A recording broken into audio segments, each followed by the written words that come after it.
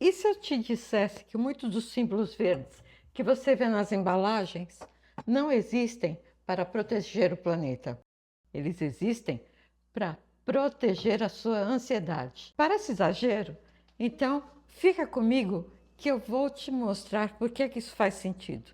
Eu trabalho com sustentabilidade há mais de 30 anos e já vi esse mecanismo acontecer por dentro das empresas várias vezes. E nesse canal eu mostro o que está por trás das decisões que parecem sustentáveis, mas nem sempre são estruturais. Imagine que você está no supermercado, corredor cheio, gente passando, você com pressa, você pega um produto, olha rápido para a embalagem. Tem uma folha verde, um selo redondo, um triângulo com setinhas. E naquele segundo, o seu cérebro relaxa, porque parece que alguém já fez a parte difícil para você. Parece que alguém já avaliou, alguém certificou, alguém decidiu, mas quase nunca você sabe quem. E quase nunca você sabe com base em quê. E isso não é descuido seu, isso é psicologia. O nosso cérebro odeia gastar energia desnecessária. Pensar profundamente custa tempo, custa esforço, custa desconforto. Então, ele faz uma pergunta simples o tempo todo: qual é a forma mais barata de decidir isso? E símbolos são decisões baratas. Eles economizam conflito interno, diminuem a sensação de risco, reduzem a culpa. É como se a embalagem dissesse silenciosamente: fica tranquila, está tudo sob controle. Mas nem sempre está. E se você acha que é exagero dizer que símbolo tranquiliza, em 2020, a Comissão Europeia analisou centenas de alegações ambientais feitas por empresas na União Europeia. O resultado foi preocupante. Mais da metade das afirmações eram vagas, enganosas ou não verificáveis. Ou seja, não é impressão. Existe um padrão documentado de comunicação ambiental imprecisa. E isso não acontece porque todo mundo quer enganar todo mundo. Acontece porque as alegações ambientais funcionam, elas influenciam as decisões no momento da compra. Isso não é opinião. No livro Rápido e Devagar, Daniel Kahneman mostra como o nosso cérebro usa atalhos automáticos para decidir rápido. Ele chamou isso de sistema 1. O sistema 1 reage à imagem, cor, símbolo, antes mesmo da análise racional começar. Quando você vê uma folha verde na embalagem, a decisão emocional já aconteceu. E só depois é que vem a justificativa racional. Agora, junta isso com o mercado. Se a imagem influencia a decisão e decisão influencia a venda, a comunicação vira ativo estratégico. E quando comunicação vira ativo, ela passa a ser otimizada, às vezes mais do que o próprio processo. Agora, deixa eu te contar uma coisa interessante. Nem todo símbolo nasceu assim. Tecnicamente, o que a gente chama de símbolo é uma forma de rotulagem ambiental. Pode ser uma certificação com auditoria independente, pode ser uma declaração verificada ou pode ser uma autodeclaração feita pela própria empresa. E olha como isso começou. O primeiro grande programa de rotulagem ambiental conhecido surgiu no fim dos anos 70 na Alemanha e se chamava Blue Angel ou Blauer Engel, como se diz em alemão. E ele não foi criado por uma marca, foi criado pelo governo. Tinha critérios técnicos claros, auditoria independente, revisão periódica e podia ser retirado se o produto deixasse de cumprir as exigências. Ele não dizia isso é sustentável, ele dizia, dentro desta categoria, isso é melhor. Percebe a diferença? O símbolo vinha depois da decisão. Hoje, muitas vezes o desenho vem antes. Nos anos 90, surgiram programas focados em problemas específicos: florestas, pescas, cadeias produtivas, critérios claros, rastreabilidade, objetivo definido. A intenção era simples: criar critério e informar o consumidor sobre a composição daquele produto. Se era um produto reciclável, se era um produto amigo do meio ambiente, qual que era o material que utilizou-se para fazer aquele produto, para fazer aquela embalagem. E incentivar a melhoria técnica e a coleta seletiva. Esses programas ajudavam a comparar produtos dentro da mesma categoria, funcionavam como ferramentas educativas, mas, com o tempo, à medida que a sustentabilidade virou diferencial competitivo, o incentivo mudou. A partir dos anos 2000, o mercado passou a influenciar fortemente a rotulagem ambiental. O número de certificações, declarações e autodeclarações cresceu rapidamente. Marcas começaram a criar os seus próprios logos. Palavras como eco, natural, verde passaram a aparecer com mais frequência, muitas vezes sem comparação clara, sem contexto, sem referência objetiva. Ao longo da década seguinte, o mercado ficou saturado. Centenas de símbolos que pareciam dizer a mesma coisa, mensagens cada vez mais vagas e o que antes ajudava a orientar decisão passou a disputar confiança. E aqui está um ponto que quase ninguém percebe. Quando um símbolo tranquiliza sem informar, ele encerra a conversa. Você para de perguntar quem certificou, com que critério, comparado com o quê, mudou o processo ou só mudou a embalagem. O problema não é o símbolo existir. O problema é quando ele substitui uma decisão real. Porque mudar uma embalagem é rápido. Agora, mudar todo o processo, isso custa dinheiro. Mudar fornecedor gera conflito. Mudar logística dá trabalho. Então, o símbolo vira um atalho e o atalho vira estratégia. E isso tem nome: greenwashing. Na maioria das vezes, não é uma mentira escancarada. É um recorte, é pegar um retalho positivo e apresentar como se fosse a história inteira. Reduzimos um pouco de plástico, mas mantivemos o modelo inteiro. Colocamos eco, mas não alteramos o processo. O símbolo acalma, o sistema continua igual. E o mais perigoso disso não é o ambiental, é psicológico. Porque quando você confia e depois descobre que foi enganado, ou você fica cético, ou você desiste de tentar escolher melhor. E isso enfraquece todo o sistema. Lembra-se daquela folha verde lá do começo?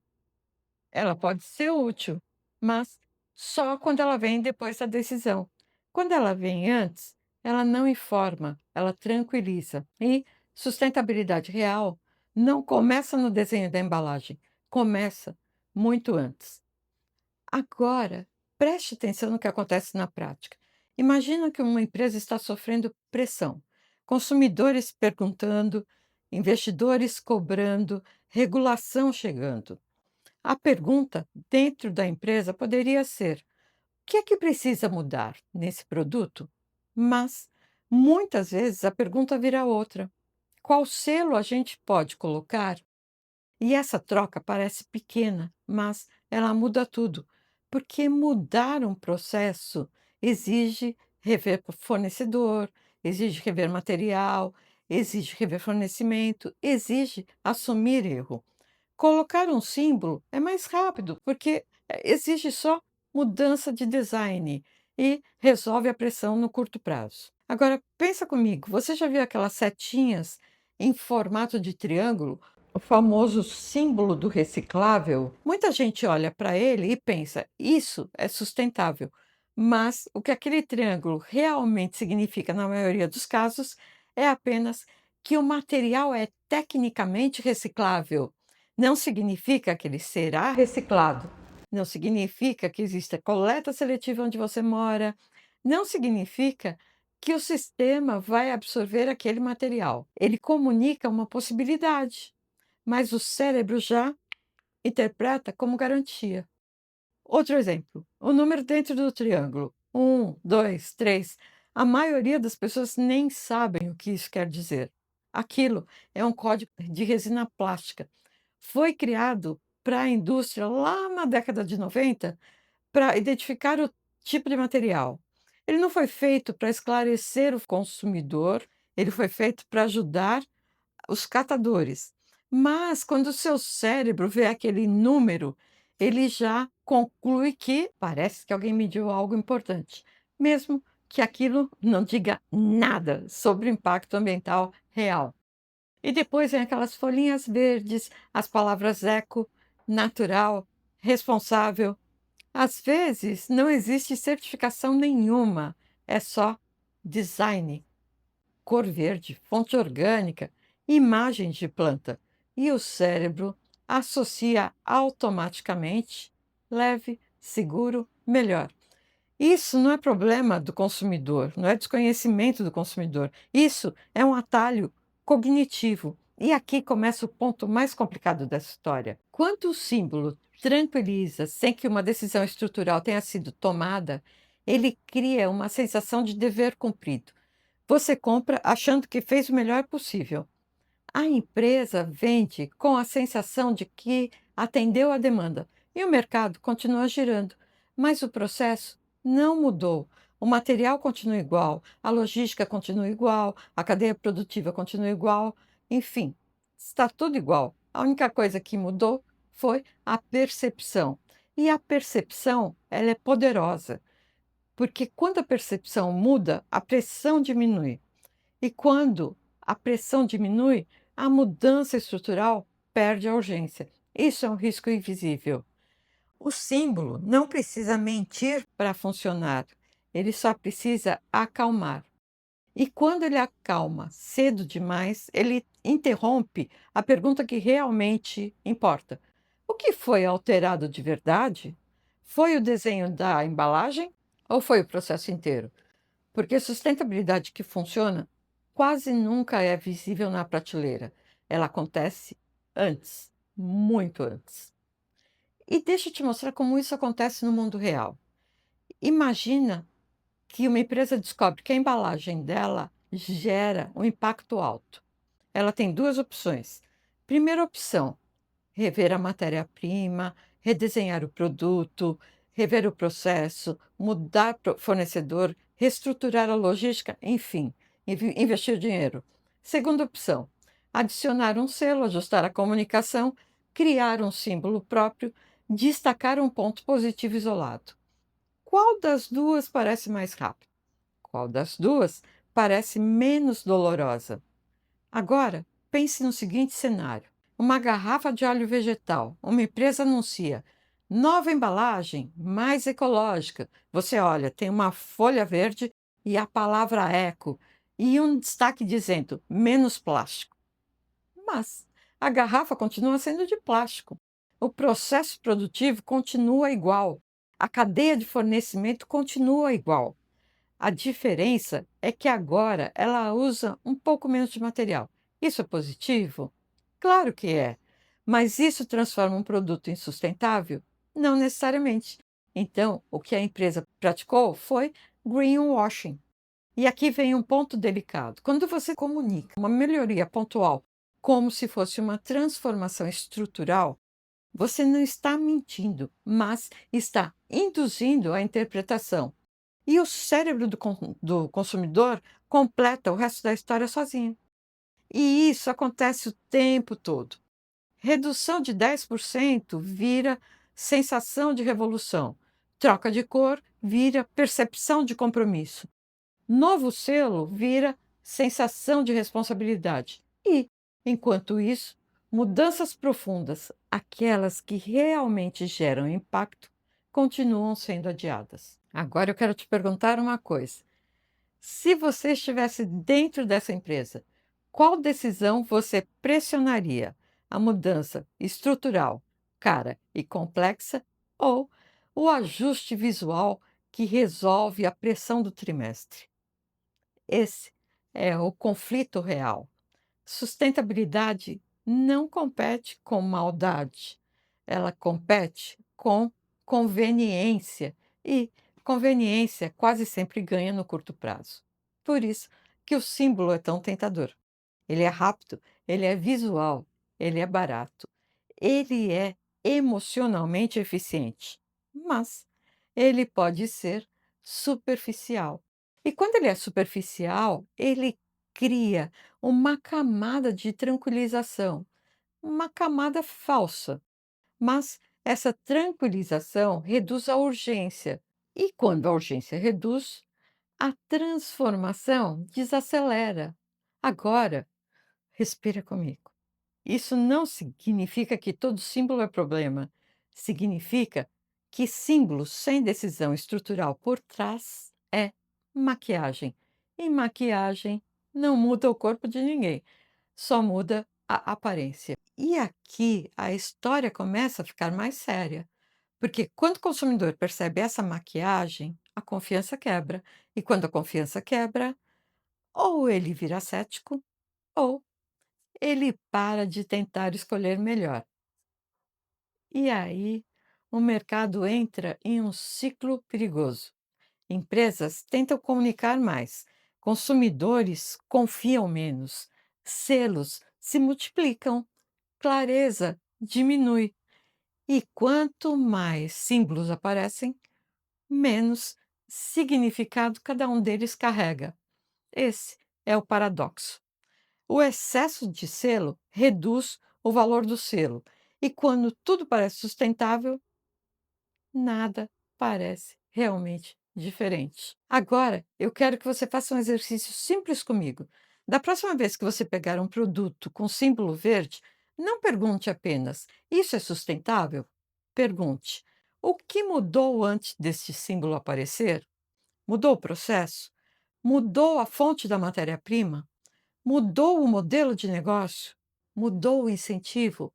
Ou mudou só o desenho? Porque a sustentabilidade verdadeira quase nunca começa na embalagem. Ela começa em uma decisão invisível. E decisões invisíveis são difíceis. Elas não cabem em uma folhinha verde. Elas não cabem em um selo redondo. Não cabem num triângulo com setinhas.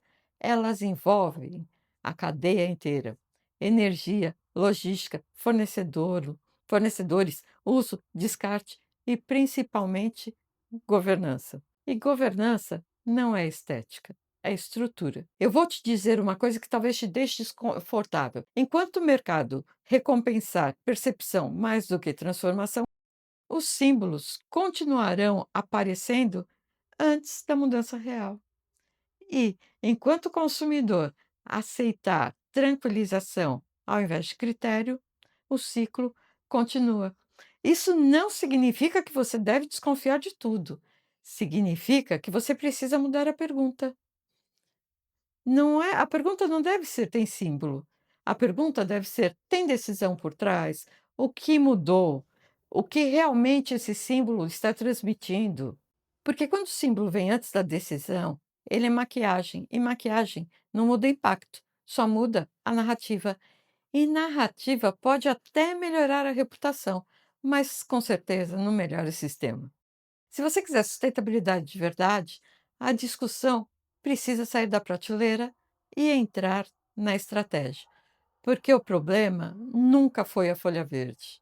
O problema é quando ela substitui a pergunta que realmente importa. E essa pergunta quase ninguém te ensina a fazer. Mas ela define tudo. Vamos ampliar isso um pouco. Mesmo que todas as empresas comuniquem pequenas melhorias, reduzam 5% aqui, 8% ali, 10% acolá, o modelo estrutural pode continuar igual. Visualmente, o mercado parece mais sustentável, mas estruturalmente, o padrão de extração, consumo e descarte pode permanecer o mesmo. E é por isso que muitas vezes os indicadores globais não diminuem na mesma proporção que a comunicação aumenta. Essa é a diferença entre melhoria marginal e transformação estrutural. Melhoria marginal cabe em uma embalagem, transformação estrutural mexe no modelo. E mexer no modelo significa rever incentivo, rever critério, rever decisão. E isso é muito maior do que o símbolo.